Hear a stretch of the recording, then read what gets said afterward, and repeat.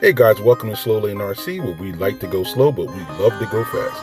Welcome to the channel. Today we're going to be talking about Project Cherrybomb. It's an Axial bomber. This is going to be a part one of a 4-part series.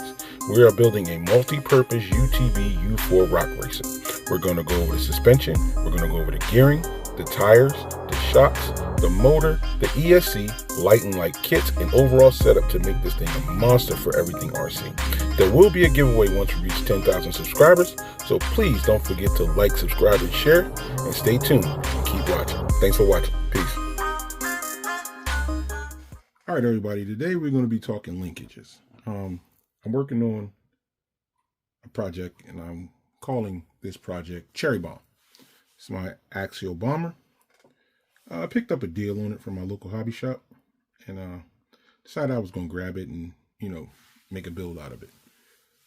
A lot of times I see a lot of bombers or a lot of U4 buggies where they compromise crawling for sake of U4 racing, or they might compromise U4 racing in the sake of crawling.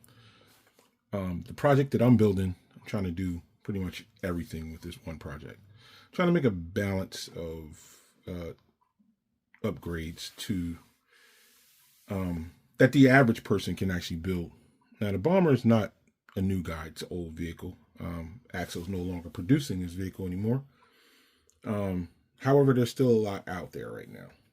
The axles themselves are worth their weight in gold because they were some of the strongest axles that were ever produced on any RTR vehicle or any vehicle out. So much so that Vanquish actually made parts to go in conjunction with these axles. Vanquish's axle is called the Dana 44,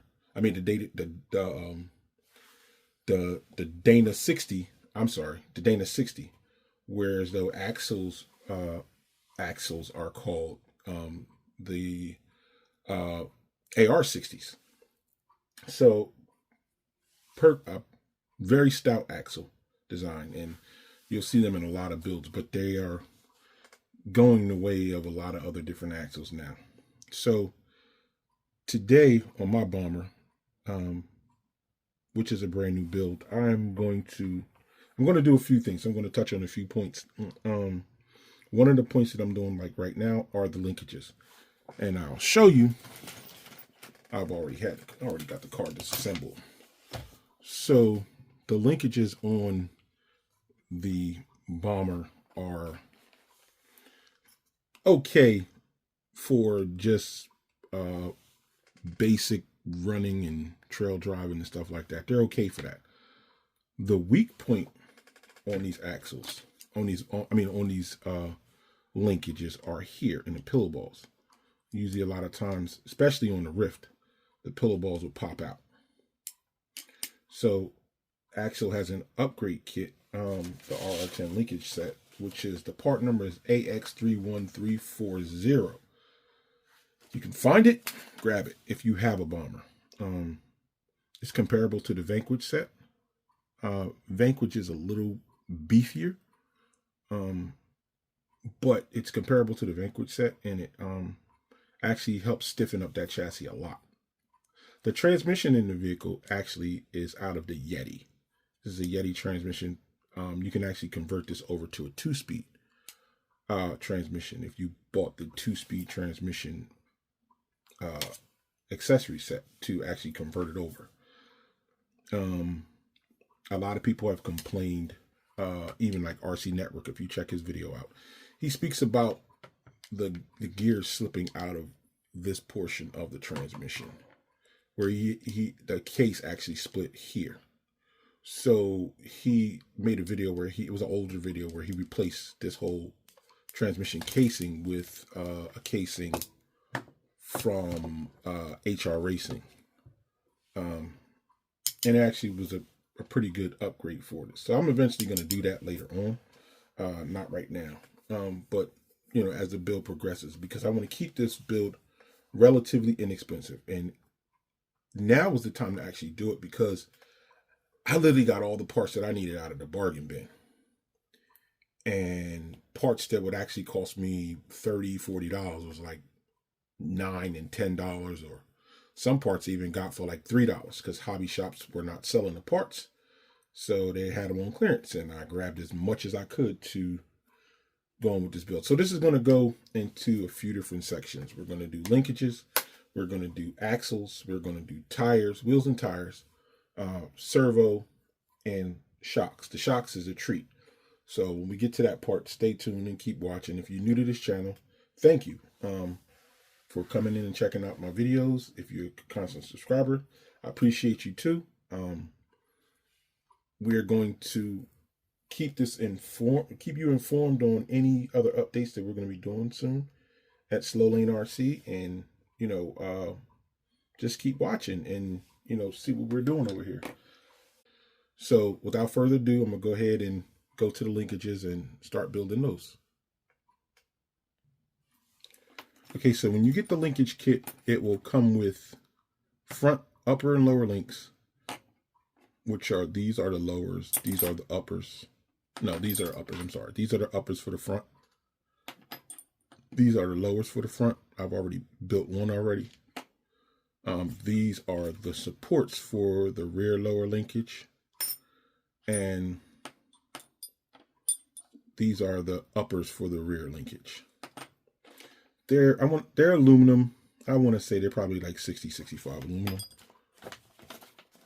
And the instructions are really not that great. They give you part numbers, but they don't tell you on the actual tree that you get. There's really no numbers. There's like I see a 9. I see I guess that's what it would be, the 9 for a certain one. So I guess you would be using 9, which is part number AX31186, number 9 off the tree. So they only give you 4 on each tree. So it's 4 on this tree and 4 on the other tree back there. So that would technically be the whole front linkages, because the rear linkages use a straight ball ends on the linkages. And there's a couple other little things, like you have this fake gas can. I guess you can put that together and make a gas can out of it, paint it red or whatever, and just throw it on there. And a little bullhorn in case you're from Texas. But the linkages, some of the screws you can just reuse that you already have on the truck. There's an option part. It doesn't come with the steering linkage, and that part number is AX31428. That's AX31428, which is the steering linkage. I opted out and I got the incision linkages. It's $13 at my local hobby shop. It says Incision Wraith, but they're the same ones. Wraith and the Bomber are pretty much essentially the same vehicle. They just got different transmissions. And the Wraith is a little bit shorter than the Bomber.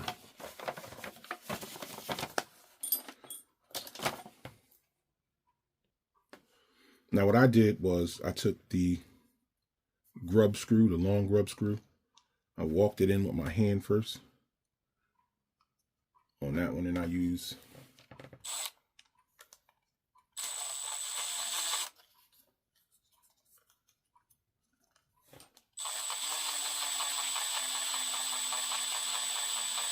and I'll stop it about right there.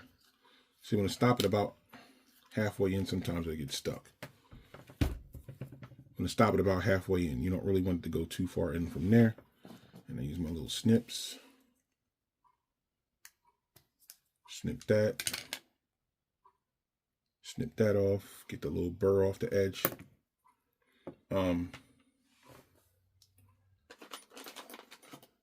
Here's the part where you want to use a little bit of Loctite. Always use blue Loctite on aluminum. Don't use that red stuff. That red, you'll be forever. So I'll put like a dab.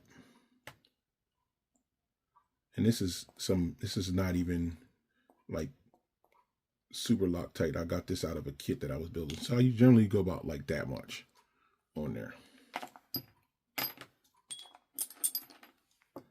I take this and I thread this in. Walk it in, walk it back. Just get a little Loctite on there. Don't tighten it all the way up super tight because you're going to have to adjust these in at the end when you put the other one on. And repeat that step.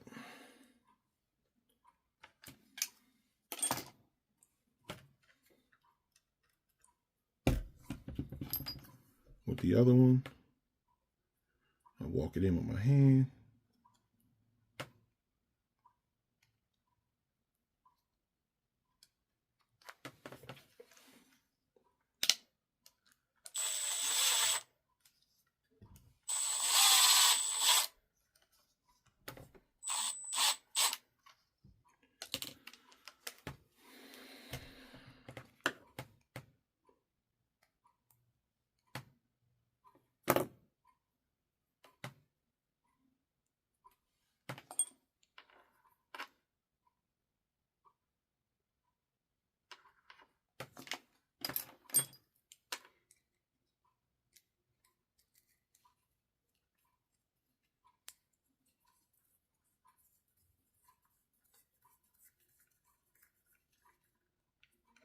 Again, like I said, you don't need much, but you generally want this to be, I said don't tighten it up because you want this to be like that. So you want to have one is that way and the other one is that way. That's the angle that you're going to be going for. And if you look straight down, there's a line here and a line here. And you pretty much can just eye it up and see which way you want it to go. And you should be fine with that. So the lowers are done. You repeat this step with all of them, with the lowers and the uppers. Because the final adjustment is going to go when you go to put it on the car. You're going to twist it where you need it to go. But that's essentially where you want it to be at, about right there. The reason why I said put it in, the Loctite is going to hold it into these once it dries and sets itself. So you want the tight, you want to make sure this is not too tight, but leave you enough room for adjustment later on if you ever need to take it off. And it's locked on there, so all you would have to do is pretty much just spin the ball end off and it should come right out. So that tree is done for right now. So we move on to the next tree, which is the same part number 9, which is only the one for the uppers. And they give you this little diagram to show you, you know, how long it's supposed to be and the curve or whatever, but it's pretty much self-explanatory once you get it together. So these are the rears. We're not going to mess with these yet. This is the rears. This is the other front here.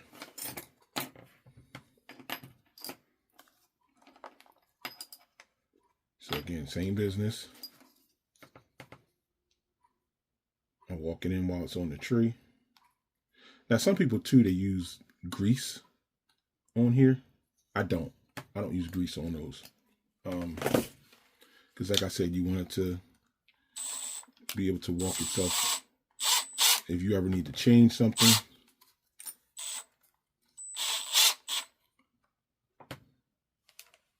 or what have you, and it gets stuck sometimes on the gun.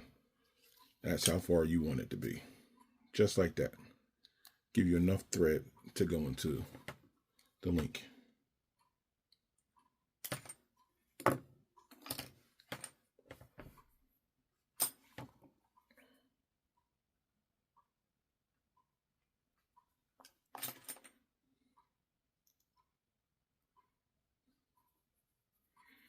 Now this one is tricky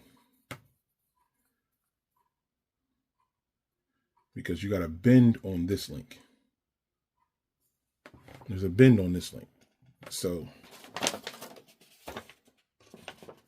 the way it looks in the paper is that the bend is over to the side. So that's how the bend is supposed to be.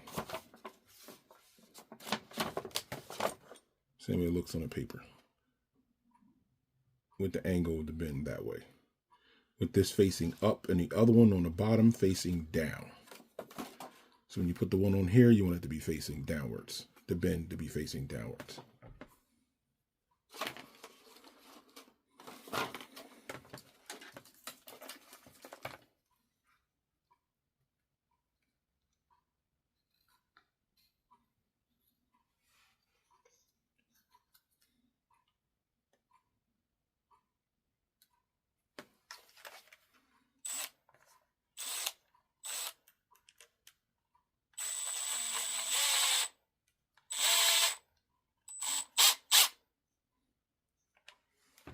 right there, right until it stops.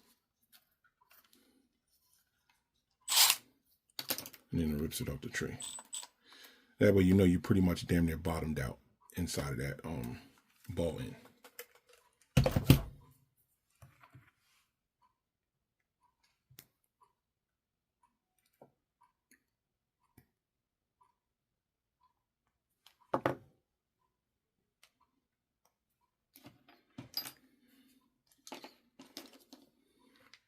So remember, this one's up and this one's going to be down like that.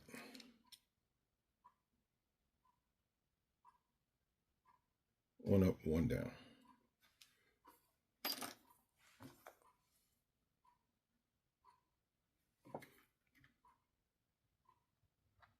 It's a little dab.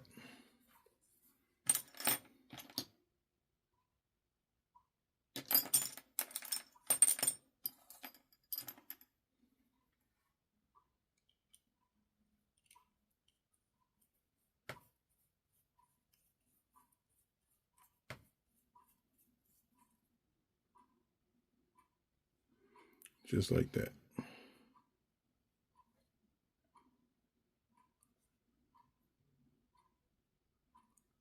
So that's one link.